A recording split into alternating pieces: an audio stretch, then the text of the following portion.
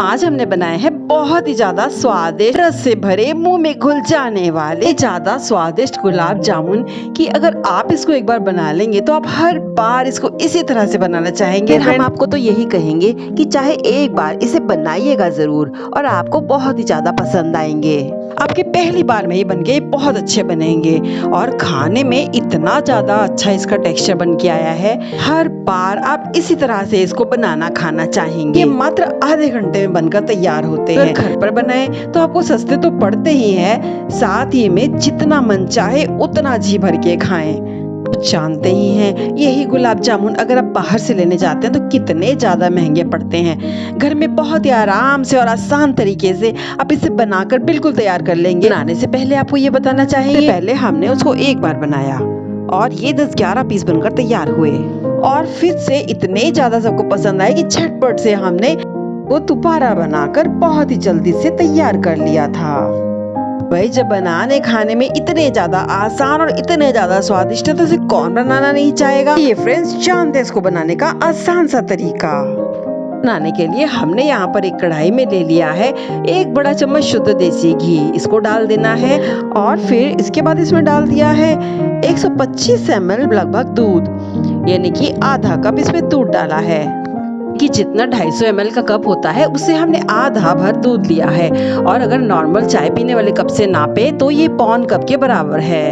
इन चीजों को यहाँ पर हमने मिला दिया है और गैस को भी ऑन नहीं किया है और अब हमने इसमें उतना ही जितना कि हमने दूध डाला था ही हमने मिल्क पाउडर भी डाल देना है। पाउडर आप कोई भी डाल सकते हैं, तो हमने यहाँ पर एवरीडे का मिल्क पाउडर डाला है। फिर इस मिल्क पाउडर को हमने इस दूध में थोड़ा थोड़ा करके ही डालना है जिससे कि गुठलियां ना बने और फिर स्पैचुला की सहायता से लगातार इसे हमने चलाते भी रहना है जिससे कि सारा मिल्क पाउडर दूध में अच्छे से मिलता रहे और ये स्मूथ घोल बनकर तैयार हो। फिर इस तरह से थोड़ा थोड़ा करके हमने मिल्क पाउडर सारे ही दूध में अच्छे से मिला देना है।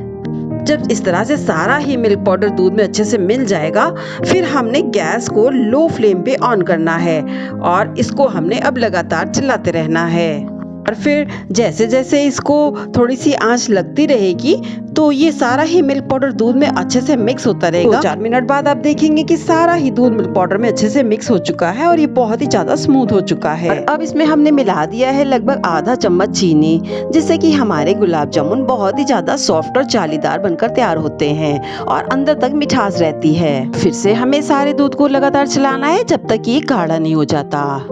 इस तरह से इसको चलाते हुए लो आंच पर ही हमने इसको 5-10 मिनट अच्छे से चला लेना है। अब आप देखेंगे पहले से ये दूध काफी कम रह चुका है, हमें इसे लगातार चलाना है जब तक कि ये बहुत ही ज्यादा गाढ़ा और डो फॉर्म में नहीं आ जाता है। इसलिए इसे हम इसी तरह से बिना रुके हुए लगातार चलाएंगे और इसकी जो मलाई आती रहेगी किनारों से भी हटा के उसे हम इकट्ठा करते रहेंगे। अब आप देख रहे हैं कि दूध हमारा पहले से काफी गाढ़ा हो चुका है और अब ये थोड़ा थोड़ा पैन को भी अपने आप ही छोड़ रहा है, ये इकट्ठा सा होने लग गया है। बस हमने गैस की फ्लेम को बंद कर देना है और इसको हमने निकाल लेना है एक प्लेट में जिससे कि ठंडा हो सके। पर ये ध्यान देना है कि हमें इसे ज्यादा नहीं सुखाना है, इसको नरम रहते ही हमने प्लेट में निकाल लेना है। इस तरह से इस मिल्क पाउडर से बना मावा बहुत ही जल्दी बनकर तैयार होता है, साथ ही में खाने में जबरदस्त स्वादिष्ट और दानेदार भी बनता है। गर्म रहते ही हमने स्पैचुला की सहायता से इसको थोड़ा सा दबा के इस तरह से इसको हमने मिक्स कर लेना है ताकि इसके जो दाने हैं वो अच्छे से स्मूथ हो सके। कि हमारा मावा थोड़ा सा ठंडा हो रहा है, हम इसकी फटाफट से चाशनी बना लेते हैं जो कि बनाना बहुत ही ज्यादा आसान है। चाशनी बनाने के लिए नाप के हमने मिल्क पाउडर लिया था 125 ग्राम, उतना ही हमें इसमें पानी डाल देना है और मेजरिंग कप के हिसाब से देखिए तो हमने इसमें डाल दिया है 1 कप पानी में 1.5 कप चीनी हमने यहाँ पे 1.5 गुना रखा है।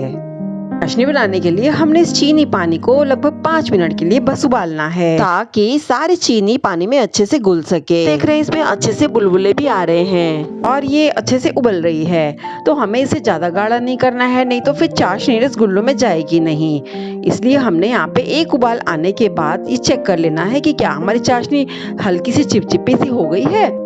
इसके पहले हमने डाल देना है 2 बड़े चम्मच भर गुलाब जल, जिससे कि हमारी चाशनी बहुत ही ज्यादा खुशबूदार हो जाएगी। आप चाहें तो यहाँ पर आप केवड़ा वाटर भी डाल सकते हैं, और फिर चाहे तो फिर आप 3-4 कुटी हरी इलायची और 10-12 धागे केसर के भी डाल सकते हैं। फिर हम उंगली और अंगूठे की सहायता से इसकी चिपचिपाहट को देखेंगे कि ये हमारी चाशनी चिपचिपी हो चुकी है कि नहीं। में जिस चम्मच को अच्छे से हम घुमा रहे हैं भी हम उंगली को छू के ऐसे चिपचिपाहट देख सकते हैं कि हमारी चाशनी चिपचिपी हो चुकी है कि नहीं। अब हमें इस चाशनी को ढक के रख देना है। और अब हम गुलाब जामुन का जो हमने मावा बनाकर तैयार किया था उसकी हम बाकी की तैयारी कर लेते हैं। हमने इसमें डाल देना है लगभग 1/4 भर बेकिंग पाउडर, और चुटकी के नाप से देखें तो लगभग 4 चुटकी हमने इसमें बेकिंग पाउडर डाल दिया है। बेकिंग पाउडर डालने से हमारी गुलाब जामुन सॉफ्ट बनकर तैयार होते हैं। इसके साथ ही हमने डाल दिया है इसमें आधी चुटकी से भी कम बेकिंग सोडा।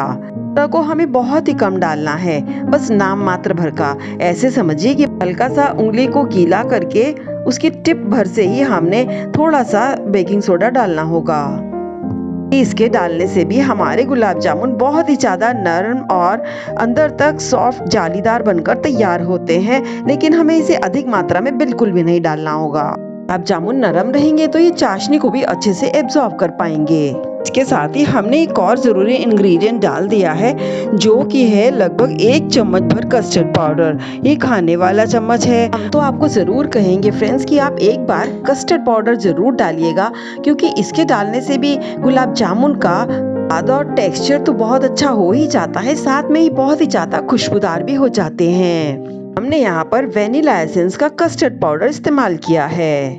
सभी चीजों को डालने के बाद हमने इसमें लगभग 2 चम्मच भर पानी डाल दिया है, और इसको धीरे धीरे करके हमने सारा पानी इसमें मिक्स कर लेना है। हाथ की सहायता से सारी चीजों को अच्छे से मिलाते हुए इसका सॉफ्ट सा डो बना लेंगे। पानी मिलाने से हमारा कस्टर्ड पाउडर, बेकिंग पाउडर और बेकिंग सोडा तीनों ही चीजें अच्छे से आपस में मिल जाएंगी, और हमारा डो बहुत ही ज्यादा सॉफ्ट, नरम और मुलायम बनकर तैयार होगा।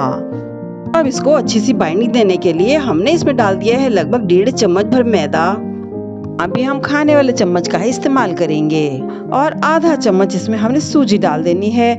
मैदे से इसमें अच्छी बाइंडिंग होगी, और सूजी से इसमें जरा सा भी एक्स्ट्रा मॉइस्चर होगा तो वो एब्जॉर्ब हो जाएगा। इस तरह से सूजी और मैदे को डालने से गुलाब जामुन के इस डो में अच्छी सी बाइंडिंग बनती है। इस तरह से सारी चीजों को अच्छे से मिलाने के बाद हमने इस डो को अच्छे से रोल कर लेना है। इसके लंबाई में ही 2 पार्ट्स कर लेंगे, और फिर जितनी हमें लोइयां तैयार करनी है, छोटी या बड़ी, उस साइज की हमें लोइयां बराबर आकार की पहले करके रख लेनी है।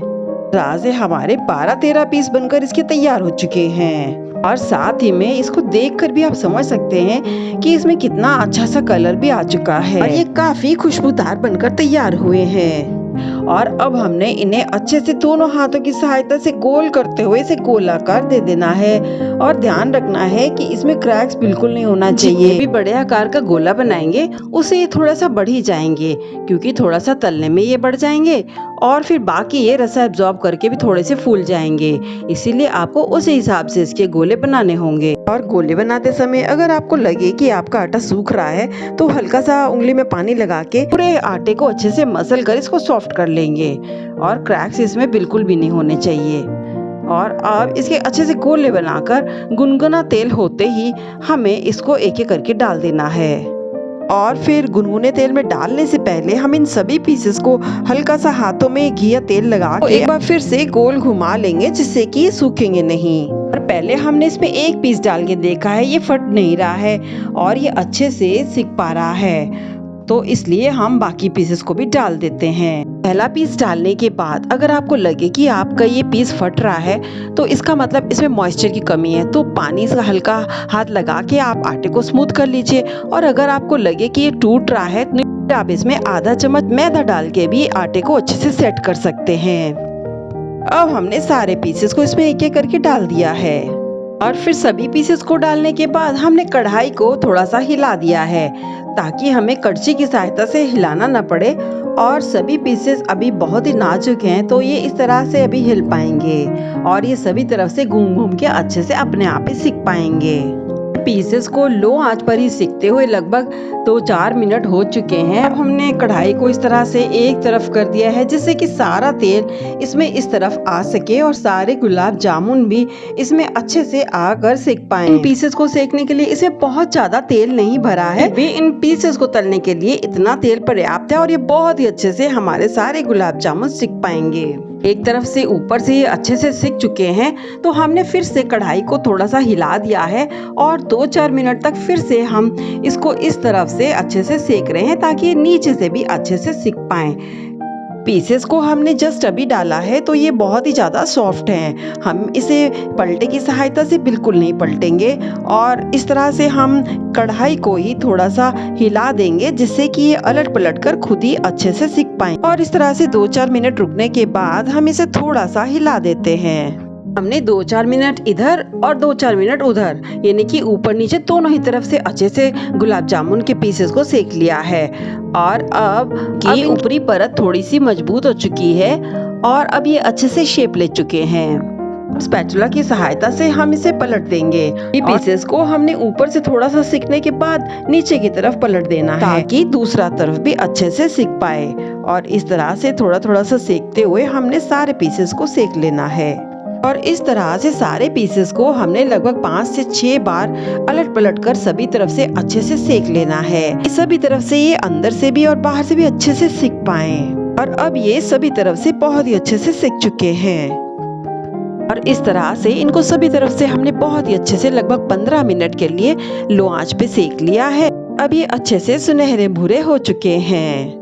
सबसे जरूरी बात, इन पीसेस को तलते समय जब इसका टेम्परेचर बढ़ जाता है यानी कि तेल ज्यादा गर्म हो जाता है, इसमें बहुत ही ज्यादा बुलबुले भी दिखने लगते हैं। फिर हमने इसकी आंच को बंद कर देना है और इस तरह से करते हुए लगभग हमने 4-6 बार बीच में इसकी आंच को भी बंद करना है जिससे कि इसमें तेल का टेम्परेचर बहुत ज्यादा ना हो, कम आंच पर ही अच्छे से सिक पाएंगे। इस तरह से ये अंदर तक सिक कर अच्छे से तैयार हो पाते हैं। और अब हमने गैस की आंच को बंद कर दिया है और इनको हम इस जाली पे निकाल रहे हैं, उसका तेल अच्छे से निकल पाए। गर्म रहते ही अब हमने इसको गुनगुनी चाशनी में डाल देना है ताकि ये चाशनी को एब्जॉर्ब करके अच्छे से अंदर तक सॉफ्ट हो जाएं। बस रखिए 1 घंटा ही हुआ था और हमने इसको चेक करके देखा कि ये बहुत ही ज्यादा खाने में स्वादिष्ट और मजेदार बनकर ये तैयार हुए हैं और इनका रस भी अंदर तक जा चुका है कि कितने ही ज्यादा देखने में अच्छे, रसदार और नरम मुलायम बनकर ये तैयार हुए हैं। हमने रात भर के लिए इनको चाशनी में इसी तरह से छोड़ दिया था और अब हम इसे काट कर देख लेते हैं कि कितने ही ज्यादा नरम, मुलायम और अंदर तक रसदार बनकर तैयार हुए हैं। खाने में तो बेहद मजेदार ये बनकर तैयार इस तरह से बहुत ही ज्यादा नरम, मुलायम और स्वादिष्ट इन गुलाब जामुन को घर पे बनाना, खाना और मामी शौकीन की रसोई को सब्सक्राइब करना बिल्कुल ना भूलें।